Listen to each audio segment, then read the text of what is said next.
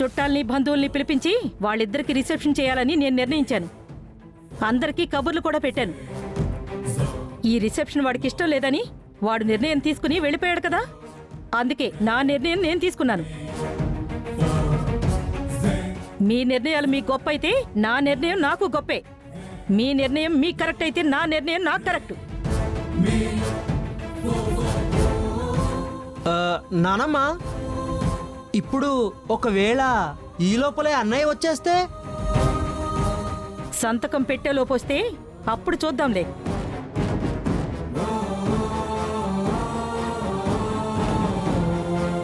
అన్నీ కరెక్ట్గా ఉన్నాయో లేదు చెక్ చేసుకోండి.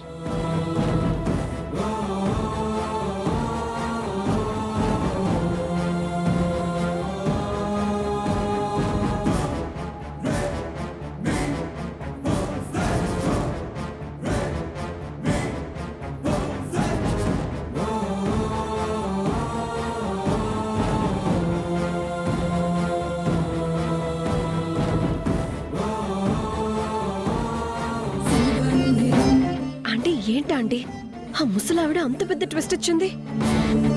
ఆస్తంతా పల్లవికి రాసిస్తానంటుందేంటి? ఎవరికైనా వయసు పెరిగే కొద్దీ చాదస్తం పెరుగుతుంది. మా అత్తగారికి తిక్క పెరిగింది. ఆవిడ తిక్క పక్కన పెట్టండి. ఇప్పుడు బావగారు రాకపోతే ఆస్తి మొత్తం ఆ పల్లవికి వెళ్ళిపోతే లెక్కలే కాదు, జీవితాలు కూడా తలకిందులైపోతాయి. ఫోన్ చేయండి ఆంటీ.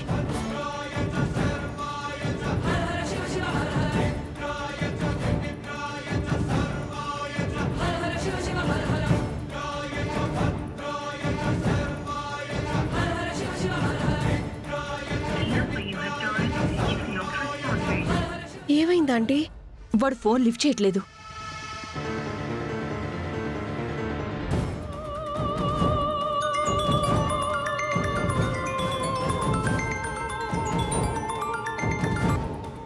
చెప్పు మమ్మీ. అరే నాన్న, ఫోన్ లిఫ్ట్ చేయట్లేదేంట్రా? ఏమైంది మమ్మీ? ఎందుకు టెన్షన్ పడుతున్నావు? టెన్షన్ అంటావేంట్రా? కొంపలు మునిగిపోయే పరిస్థితి వచ్చింది. ఏమైంది? నేను రిసెప్షన్లో లేకుండా వెళ్ళిపోయానని నానమ్మ ఏమన్నా అప్సెట్ అయ్యి తనకేమైనా? బామ్మకే ప్రాబ్లము లేదురా, బామ్మే పెద్ద ప్రాబ్లం తీసుకొచ్చి నెత్తి మీద పెట్టబోతోంది.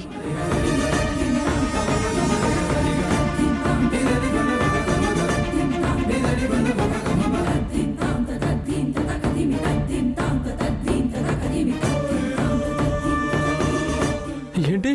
ఆస్తి మొత్తం ఆ బండదానికి రాసేస్తానంటుందా? మరిప్పుడు నన్నేం చేయమంటావు? ఏం చేయమంటావని ఇంకా అడుగుతావేంట్రా? ఉన్న పలంగా బయలుదేర్రా. సరే మమ్మీ.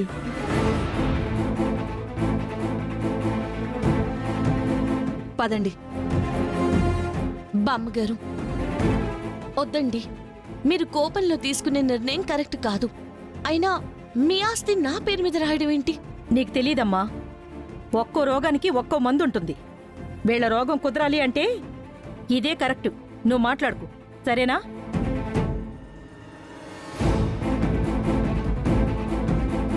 అంతా ఓకేగా? మీ ఇష్టపూర్వకంగా ఆస్తి రాస్తున్నారు. డాక్యుమెంట్స్ అన్నీ కరెక్ట్గా ఉన్నాయి. మీరు అమ్మాయి సంతకం పెడితే ఆస్తి మొత్తం ఆ అమ్మాయి పేరు మీద ట్రాన్స్ఫర్ అయిపోయినట్టే.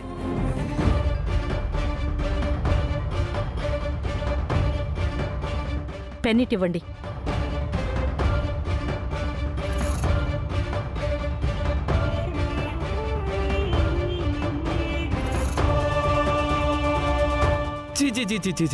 వెదర్ ట్రాఫిక్ అని వెదర్ ట్రాఫిక్. ఒక్కడికి డ్రైవింగ్ సెన్స్ లేదు, ఒక్కడికి కామన్ సెన్స్ లేదు. ఇదిగోండి అత్తయ్య, చరణ్ వచ్చేసాడు.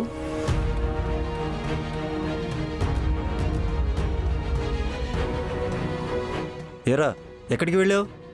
సరే గాని అదేంటి లాయర్ గారు రిజిస్టర్ గారు వచ్చారు? అంటే ఈ రోజు రిసెప్షన్ అని తెలిసి కూడా నువ్వు ఇంట్లో లేకుండా పోయావు కదా. సో రిసెప్షన్ అంటే నీకు ఇష్టం లేక అలిగి వెళ్ళిపోయావని నానమ్మ హట్ అయ్యి ఆస్తి మొత్తం వదిన పేరు మీద రాసిద్దామని వీళ్ళిద్దరినీ పిలిపించిందన్నయ్యా. నానమ్మ ఏంటిది? నేనేదో చిన్న పనుండి బయటికి వెళ్తే అలిగి వెళ్ళిపోయాను అనుకున్నావా? నేనేంటో నీకు తెలీదా? నీ చేతులతో పెంచిన ఈ మనవణ్ణి కాదని ఆస్తి దానికి రాసేయడానికి సిద్ధపడిపోతావా? నువ్వు పని మీద వెళ్ళావో పని కట్టుకుని కావాలని పారిపోయావో ఎవరికి తెలుసురా? అయితే ఈ ఫంక్షన్ని చేసుకోవడం ఇష్టం లేక వెళ్ళలేదా నువ్వు? నువ్వు కూడా ఏం మాట్లాడుతున్నావు నాన్న? అంటే నువ్వు నిన్న ఫంక్షన్ చేసుకోవడం ఇష్టం లేదన్నావు కదరా. రే ఫ్లోలో 100 అంటావురా. ఇష్టం లేదని చెప్పినా వన్స్ ఫంక్షన్ ఏర్పాటు చేసిన తర్వాత నేను వెళ్ళిపోతే వచ్చిన గెస్ట్ల ముందు మన ఇంటి పరువు ఏమైపోతుంది, నానమ్మ పెద్దరికం ఏమైపోతుంది, అంత ఆలోచించను అనుకుంటున్నావా నేను? అయితే మీకు ఈ ఫంక్షన్ చేసుకోవడం ఇష్టం లేక అలిగి వెళ్ళలేదా? అలిగి వెళ్ళలేదు, అప్పడాల కోసం వెళ్ళలేదు. చెప్పాను కదా, ఇదిగో ఇంక ఈ డీల్ క్యాన్సిల్ చేయండి, ఫంక్షన్ షురూ చేయండి. సరే లాయర్ గారు, ఈ డాక్యుమెంట్ని ఇలాగే మీ దగ్గర ఉంచండి. ఎప్పుడైనా అవసరమైతే అప్పటికప్పుడు టైప్ చేసుకోవాల్సిన అవసరం ఉండదు. తీసుకోండి. అమ్మా అయితే రిజిస్ట్రేషన్ ఆల్రెడీ ఇక్కడ డీల్ క్యాన్సిల్ అంటుంటే మళ్ళీ రిజిస్ట్రేషన్ అంటారేంటండి? మా నాన్నమ్మ మీకు శ్రమ పెట్టినందుకు సారీ. ఇంకా ఆవిడ ఎప్పుడు ఫోన్ చేసినా రాకండే. ప్లీజ్ వెళ్ళండి. సరే అమ్మా, వస్తాము. మంచిదండి.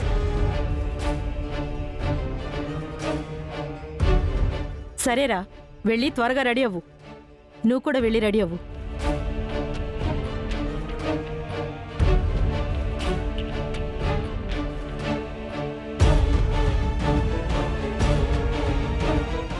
ఆగు, ఇదంతా నువ్వే చేసావు కదా?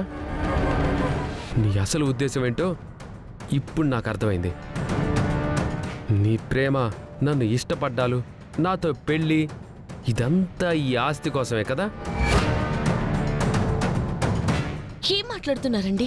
నటించొద్దు. నీతో కలిసి రిసెప్షన్ చేసుకోవడం నాకిష్టం లేదు. ఆ విషయం నీకు తెలుసు, నానమ్మకి తెలుసు, అందరికీ తెలుసు. నేను ఫంక్షన్ జరగకుండా ఇంట్లో నుంచి వెళ్ళిపోతే నానమ్మ నా మీద కోప్పడి ఇంటికొస్తే నన్ను ఒక చెంపదెబ్బ కొట్టేది. అంతేకాని ఆస్తి నీ పేరు మీద రాస్తానని ఎందుకు అంటుంది? ఆవిడకి ఐడియా నువ్వే ఇచ్చావు. దాన్ని అన్క్యాష్ చేసుకొని ఆవిడ కోపాన్ని ఆసరాగా చేసుకొని ఆస్తి కొట్టేద్దామని నువ్వే ప్లాన్ చేశావు. నీ మీదున్న అభిమానంతో మా నాన్నమ్మ పిచ్చిది కాబట్టి ఆస్తి నీ పేరు మీద రాసేయడానికి రెడీ అయిపోయింది. చూడండి, తప్పుగా అనుకుంటున్నారు. ఈ నిర్ణయం బామ్మగారిది. ఆ, నిర్ణయం బామ్మగారిదే, కానీ వెనక నుంచి ఎక్కించింది నువ్వంటున్నాను. నీలో కొద్దో గొప్ప మంచితనం ఉందనుకున్నాను, కానీ ఇప్పుడు లేదు. నాకిప్పుడు అర్థమవుతుంది, ఉన్నదంతా కన్నింగే.